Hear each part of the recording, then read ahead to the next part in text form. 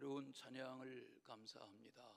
우리 명절 지키려고 고향 가신 분들이 적지 아니하신 것 같은데 오늘 예배하는 여러분 모두에게 주님의 은혜와 평강이 함께 하시기를 바랍니다.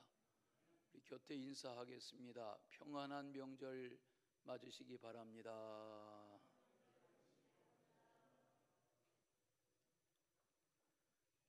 국어 사전에 찾아보면 기도가 무엇인가 하는 질문 앞에 신이나 절대적인 존재에게 바라는 바가 이루어지기를 비는 행위다, 그렇게 정의해 놓은 것을 봅니다.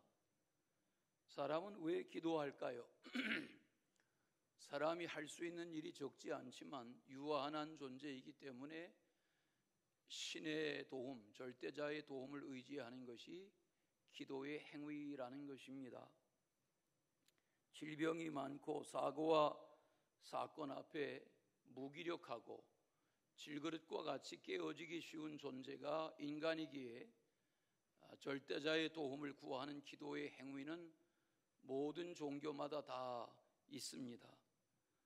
질병이 찾아오면 왕이라도 재벌이라도 혹은 별을 어깨에 단 장군이라도 젊은이라도 아무리 외모가 출중한 그런 미모를 가진 누구라도 질병을 스스로 이길 수 있는 힘은 거의 없습니다.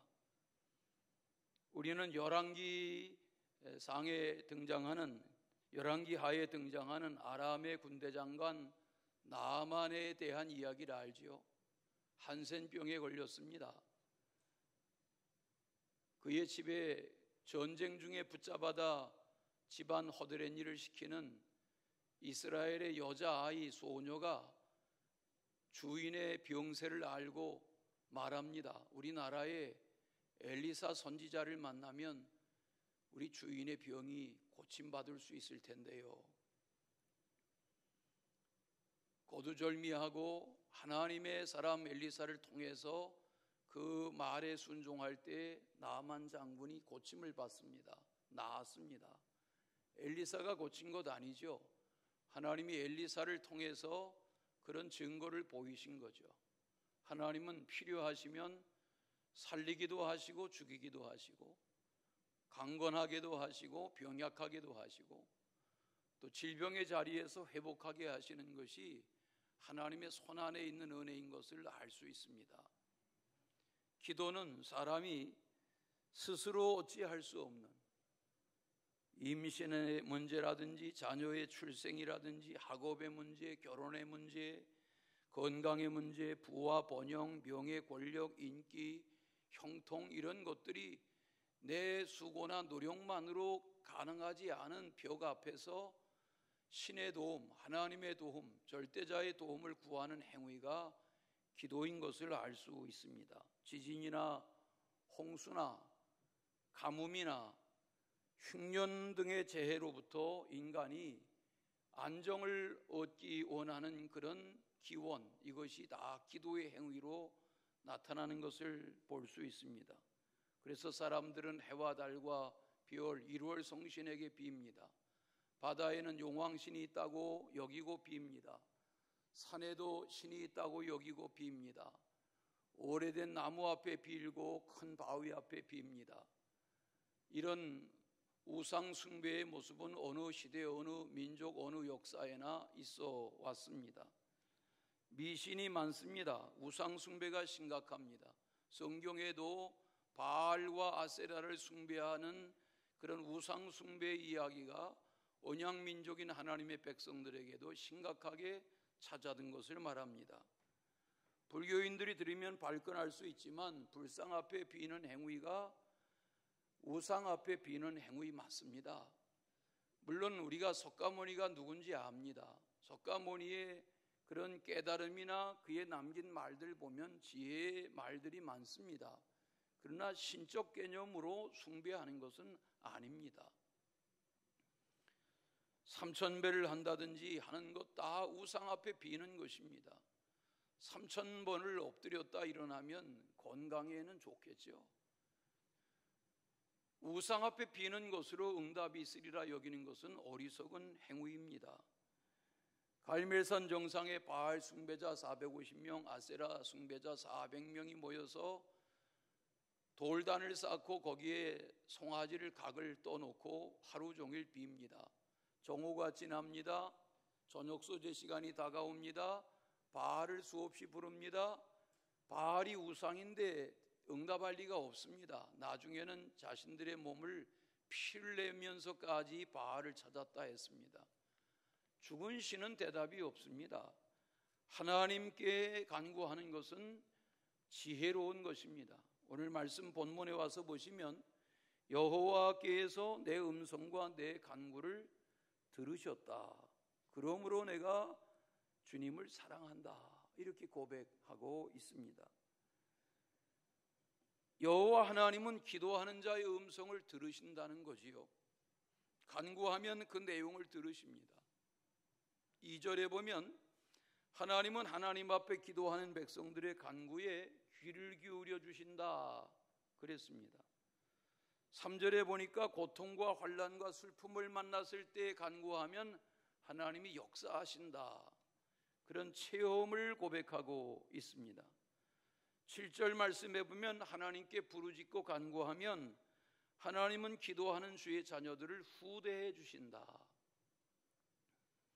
8절의 고백에 보면 하나님은 하나님을 사랑하고 섬기고 믿고 따르는 주의 자녀들을 그 영혼을 사망에서 건져주시고 눈에 눈물을 닦아주시고 그 발이 넘어지지 않도록 보호하고 지켜주신다. 사망의 음침한 골짜기로 다닐지라도 해를 받지 않도록 보호해 주시고 지켜주신다 하는 신앙이 기도하며 사는 믿음의 사람의 고백이 되어야 할 것입니다. 오늘 다 읽지 못했습니다만 16절에 보니까 하나님은 사랑하는 자녀를 결박으로부터 풀어내 주신다. 그러므로 하나님을 주인으로 믿고 경배하고 섬기는 신앙의 사람들은 하나님 앞에서 기도하며 살고 고백하며 살게 되어 있습니다. 오늘 말씀의 제목을 기도하는 사람의 고백 그렇게 정했는데 하나님 앞에 어떤 고백을 하며 살았나? 오늘 이 116편의 시편 기록자는 하나님의 은혜를 깨닫고 어떤 고백을 하며 살았나? 그런 말씀 묵상하는 중에 은혜가 있으시길 바랍니다. 첫째는 내가 주님을 사랑합니다. 그런 고백을 하지요. 1절에 내가 그를 사랑하는도다. 이 시편 기자가 하나님을 사랑한다고 고백해요. 그 이유가 뭐예요? 여호와께서 내 음성과 간구를 들으시기 때문에 내가 주님을 사랑한다. 교감이 있는 거죠. 인격적인 거죠. 하나님은 하나님께 기도하고 간구하고 부르짖으면 들어주시는 하나님이신 줄로 압니다. 예수님이 이 땅에 계신 동안에 많은 천국 비유도 가르쳐 주셨지만 기도의 필요성, 기도해야 하는 이유, 기도의 방법, 기도의 목적 이런 것을 비유로 가르쳐 주신 교훈이 이 공관복음서 안에 여러 차례 반복해서 포함되어 있는 것을 우리가 압니다. 기도는 뭔가 하나님을 인격적으로 신뢰하면 하나님 앞에 기도하게 되어 있죠. 우리가 나보다 힘이 있고 지혜가 많고 경험이 많고 유능한 누군가에게 찾아가서 도움을 청하거나 의지하거나 상담하거나 하는 이유는 나 스스로는 다 못해도 그를 통하면 될 수 있겠다 이런 생각을 할 때 누군가를 찾아 나서는 것처럼 하나님이 누구신지를 알기 시작하면 하나님을 믿고 신뢰하고 하나님 앞에 아뢰게 되는 거죠. 산상수훈인 마태복음 6장에 보면 9절부터 기도를 가르쳐 주신 그런 말씀이 나오지요. 기도를 들으신다는 소망을 가지고 그러므로 너희는 이렇게 기도하라. 산상수훈에 나오는 예수님의 말씀입니다. 그렇게 말씀하신 후에 그 기도를 어떻게 해야 할지의 내용을 가르쳐 주셨죠. 마태복음 6장에 나오는 주기도문이죠. 혹은 주님께서 가르쳐 주신 기도, 이렇게 제목을 붙이는 기도죠. 우리가 주기도문을 아는데, 외우는데, 또 고백하고 하는데 주님이 가르쳐 주신 기도는 뭘까요? 주님이 뭘 기도하라고 가르쳐 주신 걸까요? 그 내용을 다시 정리해 보면, 하나님 아버지 이름을 거룩하게 하는 삶을 살게 해주세요, 그런 기도하라는 겁니다. 또 하나님의 나라가 임하는 삶을 살게 해주세요. 하나님의 뜻이 하늘에서 이루어진 것처럼 내가 사는 땅에서도 이루어지게 해주세요. 오늘 우리에게 일용할 양식을 주세요. 우리에게 죄 지은 자를 용서해 준 것처럼 우리의 죄를 용서해 주세요. 우리를 시험에 들지 말게 해주시고 악에서 구해 주세요. 우리가 하나님의 나라와 권세와 영광이 영원한 것을 믿고 살게 해주세요. 이런 기도를 드리라는 것입니다. 가만히 주님이 가르치신 기도를 들여다보면 우리의 일상의 모든 기도의 원형이 주님이 가르쳐 주신 기도 안에 다 담겨 있습니다. 성경 주석가들은 이 시편 116편이 누가 썼다는 기록이 표제어로 없지만 아마도 다윗이 쓴 고백이 아니겠나, 그렇게 의견을 모으는 것을 찾아볼 수 있습니다. 성경 주석가들은 아마도 압살롬으로 인해서 어려움을 당한 이후에 다윗의 고백이었을 것이다, 그렇게 뜻을 모으는 것을 봅니다. 우리가 아는 대로 다윗은 남다른 고난, 남다른 시련, 남다른 환난을 많이 겪었던 인생이죠. 그런 그가 오늘 1절의 고백처럼 주님을 사랑한다, 이런 고백을 하는 것은 그가 체험한 하나님, 그가 만난 하나님, 그에게 만나주신 하나님이 누구신지를 알기 때문에 그의 고백은 하나님, 제가 주님을 사랑합니다, 이런 고백을 하는 거죠. 오늘날 우리는 어떻습니까? 왜 하나님을 사랑해야 하고 하나님을 사랑해야 하는 이유, 원인, 근거, 그게 뭔가 스스로 한번 물어보십시오. 우리가 하나님을 사랑하는 그런 고백의 찬양도 하고 하며 사는데 보이지 아니하는 하나님을 우리가 사랑한다는 고백을 하며 살아야 하는 이유가 뭘까 하는 거죠. 하나님은 하나님의 말씀대로 인생을 사랑하셔서 하나님은 인생을 눈동자처럼 사랑하신다. 우리 사지백체가 다 귀하지만 눈이 귀하죠. 요즘처럼 이렇게 안과술이, 의술이 발전한 시대에 사는 것도 놀라운 혜택이죠. 내 건강, 내 환경, 내 여건, 내 주변의 그 모든 것, 내 가족관계, 내 역량, 내 지혜, 내 판단, 내 경험, 이 모든 것 다 내게 주어져 있는 그 모든 것들이 내게서부터 시작된 것이 아닙니다. 지혜로우셨습니까? 남다르셨습니까? 뛰어나셨습니까? 탁월합니까? 재주나 역량이, 지혜가 남들과 비교해서 우월합니까? 그것이 내 선택이 아닙니다. 하나님이 내게 그런 은혜를 부어주신 것입니다. 그러므로 우리는 주님을 사랑한다는 고백을 해야 합니다. 우리나라가 일본 이상으로 초고령화 국가가 되었다고 그럽니다. 장수하는 세상이 됐습니다. 이제는 70, 80도 청년과 같습니다. 100세 넘은 분들도 많습니다. 어제도 우리 지방의 어느 목사님 대회가 인사를 왔는데 어른들 이야기 듣다 보니까 목사님, 저희 친정 할머니는 102살이세요. 여러분, 100년이 돼도 이제는 하나님이 쉽게 안 물러가세요. 중요한 것은 건강한 100년.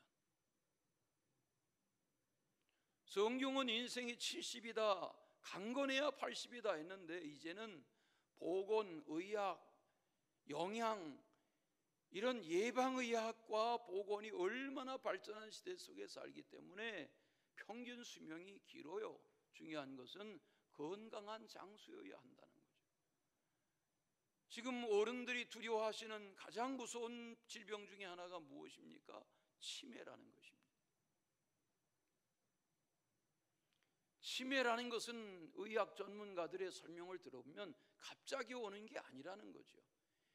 치매 현상이 발견되기 이미 20년, 30년 전 젊은 날부터 치매가 진행되어 온 것이지 갑작스러운 치매는 없다는 거지요.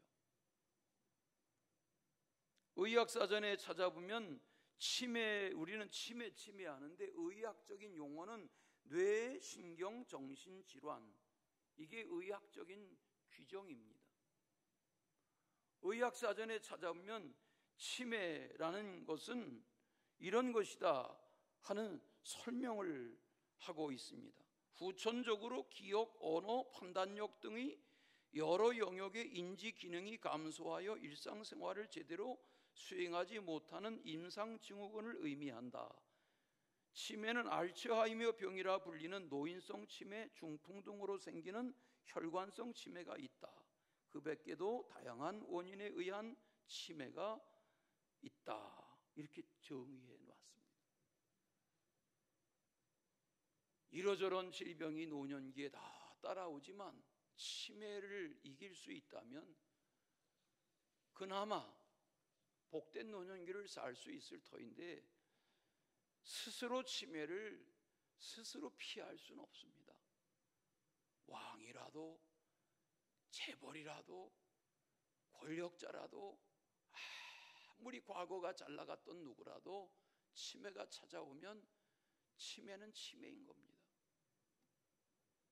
미국의 역대 대통령들 중에 뛰어난 인물들이 많지만 외모로 하면 아마도 그가 배우 출신이기도 하지만 로널드 레이건 대통령의 외모를 대신할 만한 역대 미국 대통령은 아마 없을 겁니다.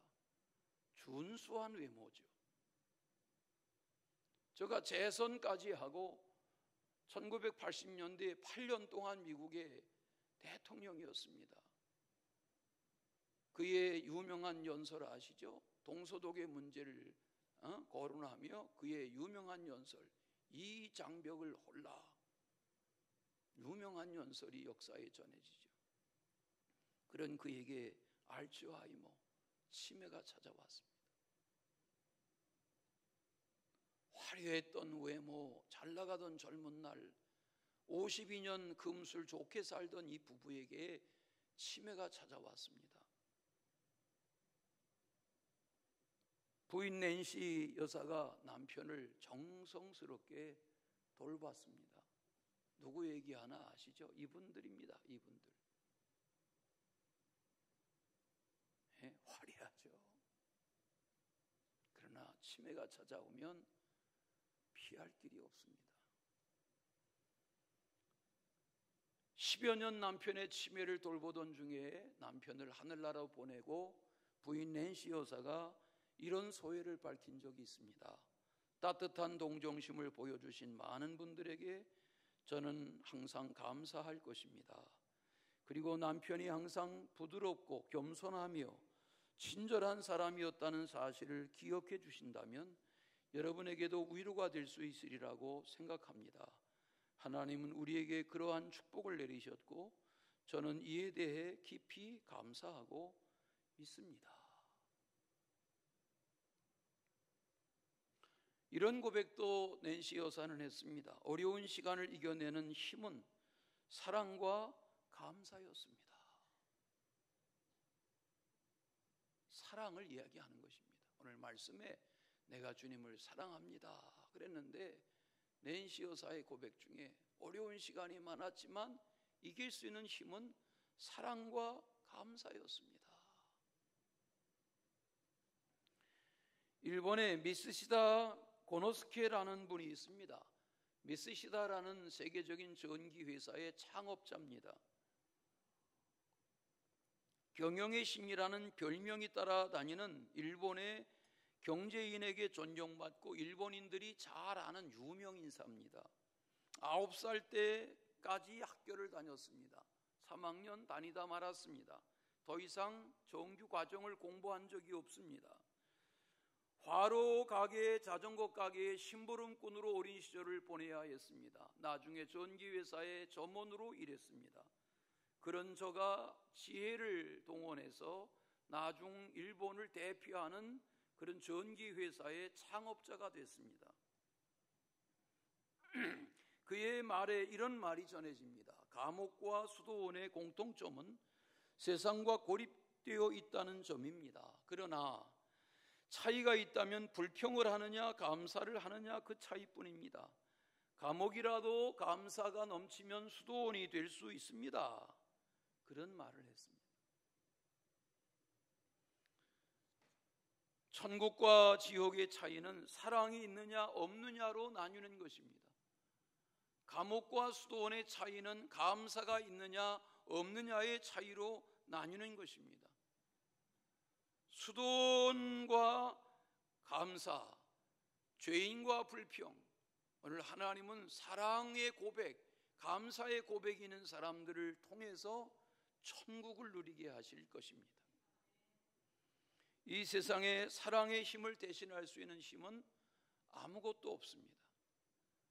칼과 창과 원자력의 힘도 사랑의 힘을 이길 수는 없습니다. 하나님은 사랑이십니다. 하나님이 사랑의 원천이십니다. 우리가 하나님을 안다, 하나님을 믿는다, 하나님을 체험한다, 이 하나님에 대한 발견은 사랑의 발견인 것입니다. 하나님이 누구시냐고 하는 설명을 다양하게 할 수 있고 한 권의 책으로 써낼 수 있지만 하나님은 사랑이십니다. 그 하나님의 사랑을 입고 우리는 기도의 응답과 하나님의 격려와 용서와 위로와 인도하심 속에 살아왔고 살아가는 것입니다. 그래서 오늘 시편 기자는 고백합니다. 내 기도를 들으신 하나님을 제가 사랑합니다. 이렇게 고백하는 거죠. 예수 그리스도는 하나님의 사랑이 눈에 보이는 사랑으로 현현하신 분이십니다. 설명으로 불가능한 하나님의 사랑이 눈에 보이는 사랑으로 나타나신 분이 예수 그리스도이십니다. 예수님은 몸을 입고 이 땅에 오셔서 병자를 고치시고 귀신 들린 자를 내어 쫓으시고 배고픈 자를 먹이시고 어린아이를 품에 안아 축복하시며 하나님의 사랑이 무엇인지를 평생토록 나타내 보이시다가 주님 앞으로 돌아가셨습니다. 내가 주님을 사랑합니다 하는 고백은 마땅한 것입니다. 사랑합니다 나의 예수님, 이렇게 우리가 찬양하는데 하나님을 사랑하는 찬양의 고백, 하나님을 사랑하는 이 경배의 고백은 깨닫는 이들에게 하나님을 사랑하고 예수님을 사랑하고 성령을 사랑하고 그 사랑으로 가족을 주변을 사랑으로 품는 여기에 하나님의 역사가 주어지게 될 것입니다. 오늘 이 시편 120편 16편 기록자의 고백처럼 주님, 내가 주님을 사랑합니다, 이런 고백 속에 살아가실 수 있기를 바랍니다. 그 사랑의 넓이와 사랑의 길이와 사랑의 높이와 사랑의 깊이를 깨달을수록 우리는 그 하나님의 사랑 안에 거하게 될 것입니다. 두 번째는 내가 평생 기도합니다 그랬어요. 2절에 보시겠어요? 그의 귀를 내게 기울이셨으므로 내가 평생에 기도하리이다. 하나님 앞에 평생을 늘 기도하겠다는 그런 고백과 각오와 결단의 이유는 하나님께 기도하면 하나님이 귀 기울여 들어주시기 때문이다 하는 체험을 말하는 거죠. 맞아요. 기도하면 하나님이 들어주세요. 예레미야 33장 3절에 하나님이 약속하셨잖아요. 너는 내게 부르짖으라, 내가 내게 응답하겠고, 응답하겠고가 뭐예요?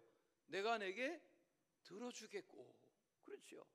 너는 내게 부르짖으면 내가 내게 들어주겠고 내가 알지 못하는 큰일, 비밀한 일, 은밀한 일 경험하게 해줄게 라고 말씀하시는 거예요.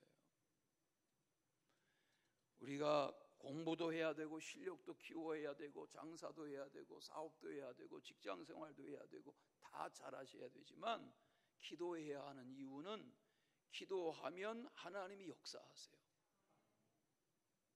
하나님의 살아계심을 믿으시죠. 하나님의 실존을 믿으시죠. 늘 쉬운 비유로 예를 들지만 저희 교회는 일체의 전기로 다 모든 걸 사용합니다. 지금 만약에 전기가 끊긴다면 순간 조명도 다 꺼지고 마이크도 꺼지고 화면도 꺼지고 에어컨도 꺼지고 다 모든 에너지가 다 멈추고 맙니다. 기능이 다 멈추고 맙니다. 여러분, 전기가 눈에 보입니까? 아닙니다. 눈에 보이지 아니하는 이 에너지로 우리의 삶이 윤택해지는 것입니다. 하나님이 우리 가운데 기도를 들어주신다고 하는 것은 분명한 하나님의 역사입니다. 사랑이 에너지입니다. 기도가 에너지입니다. 요즘 과학의 발전은 양자의 시대를 말하잖아요. 요즘은 다 나노의 시대를 말하잖아요. 우리가 과거에는 어린 아이들 키울 때 물티슈를 좀 쓰고 했지만 요즘은 너나 나나 물티슈를 이렇게 사용하는데 물티슈가 종이가 아닌 거 아시나요? 물티슈는 미세 플라스틱입니다. 나노 플라스틱입니다. 미세한 플라스틱으로 조직한 것입니다. 그래서 문제는 쉽게 썩질 않습니다. 플라스틱이기 때문에. 뭘 알아야 면장을 하죠. 네? 우리는 엄청난 혜택을 누리며 살지만 하나님의 도우심이 아니고는 세상을 제대로 살 수가 없습니다. 출애굽기 2장에 보면 24절에 하나님이 그들의 고통 소리를 들으시고 그런 말씀이 나와요. 고통 중에 하나님 앞에 부르짖는데 하나님이 애굽에 고난받는 히브리 민족의 고통 소리를 들으신다 그랬어요. 누가복음 18장에 보면 남편 없는 여인이 하나님을 경외하지 않고 사람을 무시하는 재판관을 찾아다니는 이야기가 나와요. 날마다 찾아 나서요.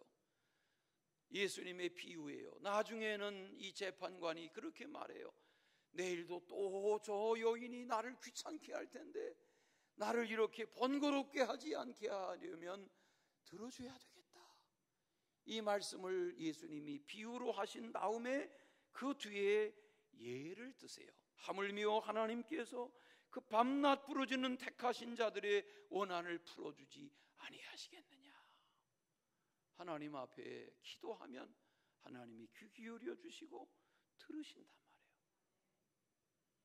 우리가 사랑합니다 나를 자녀 삼으신 주, 사랑합니다 나를 자녀 삼으신 주, 이런 찬양을 해요. 그 찬양의 가사가 뭐예요? 내 부르짖음 들으시고 감싸주시나, 그렇게 찬양하잖아요. 부르짖으면 하나님이 들어주세요. 아멘이시죠? 부르짖으면 들어주신단 말이에요. 며칠 전에 무더웠지만 요즘 습도가 높은데 어제도 전도하러 나갔더니 뭐 얼마나 습도가 많은지 옷이 막 몸에 척척 붙어요.